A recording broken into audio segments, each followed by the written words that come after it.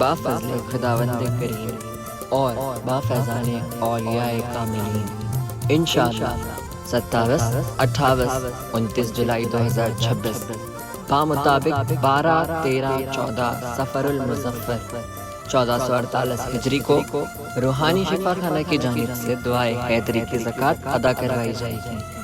ज़ेरे सरपरस्ती पीरे तरीक़त आमिल व कामिल सूफ़ी बासफ़ा हज़रत अबू हामिद सूफ़ी मोहम्मद कौसर अली अशरफी चिश्ती कादरी नक्शबंदी साहब किबला। ख्वाहिशमंद हजरात जो इस मुबारक अमल की ज़कात निकाल कर आमिल बनना चाहते हैं वो नीचे दिए गए नंबर पर जल्द अज जल्द राब्ता करें। राब्ते के लिए नंबर है 9920672745 मिन जानिब रूहानी शिफाखाना।